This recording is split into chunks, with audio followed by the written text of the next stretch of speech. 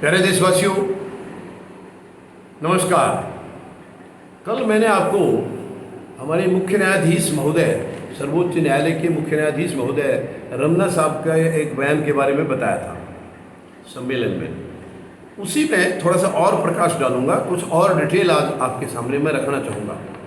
यानी देश की न्याय व्यवस्था और उसमें सरकार और न्यायपालिका का कर्तव्य प्लस क्या क्या किस तरीके से वहाँ पर पालन हो रहा है सब चीज़ों का, कानूनों का, इसके बारे में एक विशेष हम चर्चा करेंगे।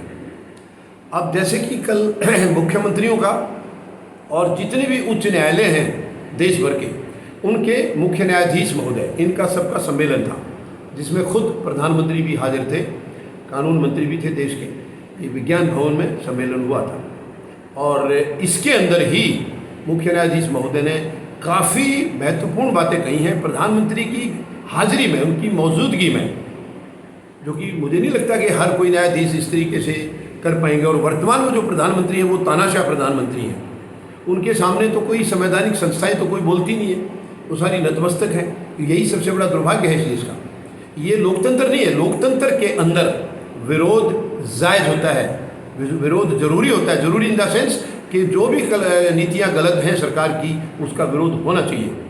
सरकार गलत फैसले लेती है, उसका विरोध होना चाहिए। लेकिन ये सिस्टम वर्तमान में देश से गायब है। पिछले 8 साल से ये सिस्टम गायब है। तो इसका मतलब है लोकतंत्र है नहीं देश में, तानाशाही है। तानाशाही के अंदर कोई आवाज़ नहीं उठाता है, चाहे उसके साथ कितने भी अत्याचार हो रहे हैं, वो उसको बढ़िया ही कहेंगे। ये तानाशाहों की भाषा होती है कि उनके नीचे यानी पूरी जनता या और जो सिस्टम है उनकी हाँ में हाँ मिलाएंगे, तभी वो ठीक रहेंगे, वरना उनके खिलाफ, जैसे कि हो रहा है वर्तमान में। यानी जिसने भी वर्तमान सरकार के, केंद्र सरकार के या प्रधानमंत्री महोदय के, क्योंकि केंद्र सरकार प्रधानमंत्री महोदय हैं खुद, ये वन मैन शो है। आज दुर्भाग्य है इस देश का कि देश की जो सरकार है, केंद्र सरकार, वो वन मैन शो है। केवल प्रधानमंत्री महोदय ही सर्वे सर्वा हैं और ये खुद बिल्कुल तानाशाही, इसको पूरा देश जानता है, एकदम तानाशाही। ये मैं कोई गलत नहीं कह रहा हूँ। जिस तरीके से ये काम कर रहे हैं वो तानाशाही तरीका ही है, लोकतांत्रिक तरीका नहीं है। तो रमन्ना साहब ने कल बहुत कुछ कहा है। अगर इशारा उनका समझें तो प्रधानमंत्री के लिए ये बहुत नीचा देखने वाली बात है कि इतनी बड़ी कमियां उन्होंने जो बताई हैं। यानी सबसे पहले तो मैं आपको ये बताऊंगा कि जो हमारी जजों की संख्या और पेंडिंग केसेस, इनके कारण, ये सब इन पर हम बात करेंगे। हमारे यहाँ जो पेंडिंग केसेज हैं वो सुप्रीम कोर्ट में 70,632 केस आज की तारीख में पेंडिंग हैं। और हमारी जो उच्च न्यायालय हैं राज्यों के जो हाई कोर्ट्स हैं, वहाँ पर 42 लाख केस आज पेंडिंग हैं, 42 लाख। और जो लोअर कोर्ट्स हैं देश की, लोअर कोर्ट्स के अंदर 4 करोड़ केसेस पेंडिंग हैं। तो बताइए, जहाँ इतने पेंडिंग केसेस हैं तो न्याय की उम्मीद आप कब लगाएंगे, कैसे लगाएंगे, कब मिलेगा? किसी की ज़िंदगी पूरी हो जाती है, न्याय मिलता नहीं है। और इसके पीछे कारण केवल न्यायालय नहीं है, इसके पीछे कारण मैक्सिमम जो इसकी जिम्मेदारी है वो सरकार की है। यानी आप देखिए, पेंडिंग मैं आपको बताऊंगा जजों की जो नियुक्ति के बारे में, जज कितने कमी हैं। हमारे सुप्रीम कोर्ट में 34 वैकेंसीज हैं और 32 जज वहाँ पर इस वक्त हैं। यानी कि 2 जजों की कमी तो सुप्रीम कोर्ट में है।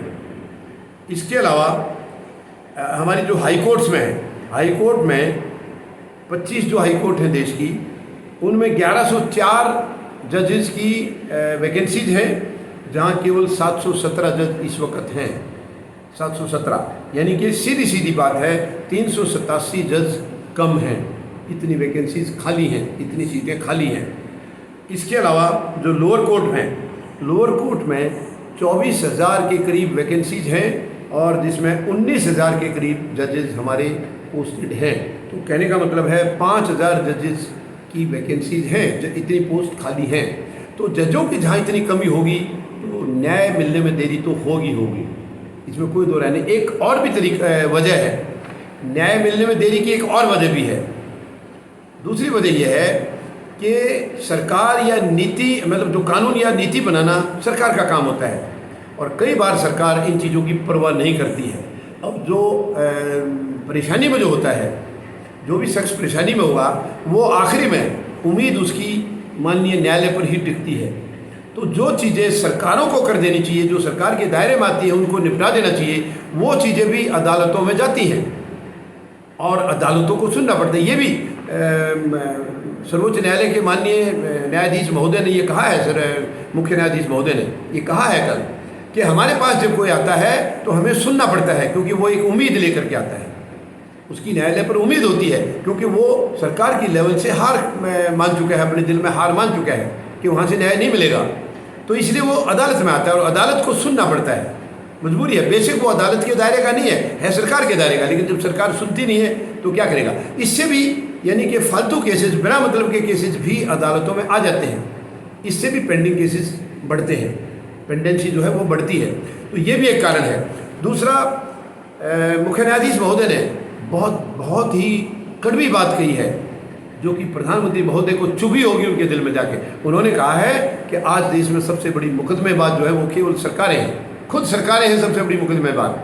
अदालत के फैसलों को लागू नहीं करती हैं, अमल नहीं करती हैं, उनके ऊपर सालों साल तक पेंडिंग पड़े रहते हैं। ये सच में ये बहुत गंभीर बात है।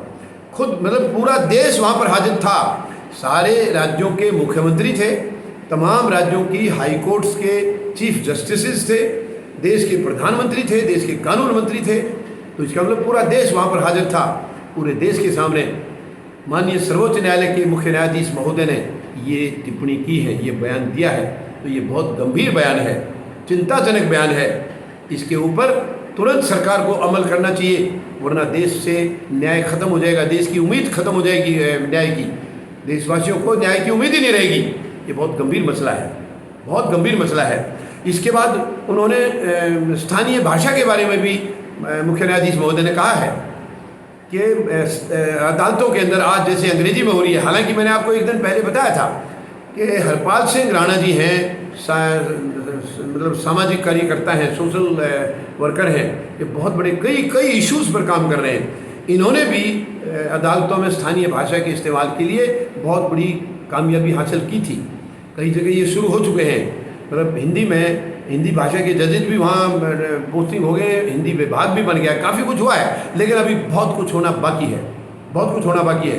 तो उन्होंने कहा है कि स्थानीय भाषा में न्याय मिले, जजमेंट मिले और उसकी बहस भी हो, ताकि जो इंसान जो न्याय की उम्मीद लगाकर बैठा है, अदालत में आया है, उसको एक तो समझ हो जाए, सारी कानून की सारी समझ हो, और जजमेंट क्या आया है उसको समझ में आ जाए। हालांकि इसके जवाब में प्रधानमंत्री महोदय ने और क्या कहेंगे, एक मुख्य न्यायाधीश महोदय सबके सामने जब कह रहे हैं तो उनके पास कोई विकल्प बचता नहीं था।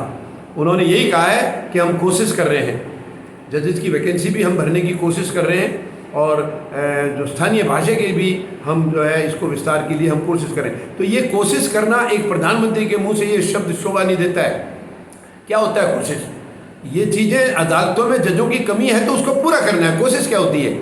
कोशिश नहीं होती है ये। आप अदालतों के लिए भी कोशिश की बात करेंगे प्रधानमंत्री महोदय, तो देश कैसे चलेगा? ये केवल टोटल करना, ये नहीं है तो ये कर लीजिए यार, ये नहीं तो ये केवल दिखावा है। ये एक देश के प्रधानमंत्री से ऐसी उम्मीद नहीं है। प्रधानमंत्री कोशिश नहीं करते, प्रधानमंत्री काम करते हैं। जिस चीज़ की कमी है, जो चीज़ सुविधाओं की कमी है, उसको वो दूर करते हैं, सुविधाओं को लागू करते हैं, कोशिश नहीं करते हैं। कोशिश क्या हुआ? कोशिश तो कामयाब हो भी सकती है, नहीं भी हो सकती है। तो ये आधे मन की बात की प्रधानमंत्री महोदय, ये स्पष्ट जवाब नहीं था उनका।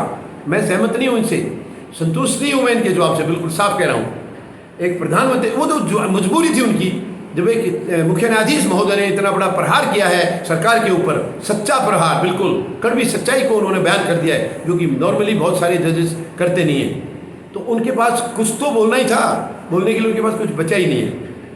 तो ये एक बहुत गंभीर मसला है। मैं देशवासियों से भी अपील करूंगा, आप देखिए कितने केस पेंडिंग हैं, कितनी हमारी वैकेंसीज हैं अभी, और न्याय मिलता नहीं है। PIL का भी बोला है मुख्य न्यायाधीश महोदय ने कि PIL को एक हथियार के तौर पर यूज किया जा रहा है, अपने स्वार्थ सिद्धि के तौर पर यूज किया जा रहा है, जो कि दुर्भाग्यपूर्ण है। तो बहुत सारे मसले हैं। और उन्होंने ये भी कहा है कि अगर सरकार अपनी जिम्मेवारी को समझे, अपने उसके दायरे में आने वाली काम को खुद करे, तो अदालतों में बहुत सारे केसेस आने बंद हो जाएंगे। और अदालतें खुद कहा उन्होंने कि हम इसमें बिल्कुल दखल नहीं देंगे, लेकिन क्योंकि उनको भी मालूम, यानी ये सब समझ रहे हैं, यानी न्यायालय भी समझता है कि सरकार गैर जिम्मेदार है, अनरिलायबल है, उनको मालूम है। इसीलिए वो जो इंडिविजुअल जाएगा एक उम्मीद लेकर के न्यायालय से, तो उनको सुनना पड़ता है, वो सरकार की तरह रवैया अपना नहीं सकते हैं। तो ये गंभीर मसला है। मैं आप सबसे निवेदन करूंगा, हम सबको भी ये प्रेशर बनाना चाहिए सरकारों के ऊपर। सरकार जो निकम्मी है तो उसको हटाने का भी हमारे पास हमें उसका प्रोविज़न करना पड़ेगा, क्योंकि निकम्मी सरकार को हम क्यों झेलेंगे। हम अपने घर में कोई काम कराते हैं, कोई नौकर लगाते हैं और वो ढंग का काम नहीं करता है, उसको समझाएंगे, वो ठीक नहीं करता है तो उसको हटाएंगे, बदली करेंगे। तो यही चीज़ यहाँ भी है। देश को हम कैसे लूटने के लिए छोड़ सकते हैं, देश को बर्बाद करने के लिए कैसे किसी चंद मुट्ठी भर लोगों को दे सकते हैं। वो देश की मालिक नहीं है, लेकिन ये हमारी कमी है। हम लोग इसमें हिस्सा नहीं लेते, हम लोग सामने नहीं आते हैं।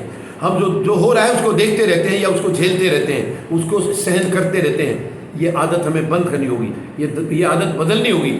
सहन करने की आदत हमें बदलनी होगी।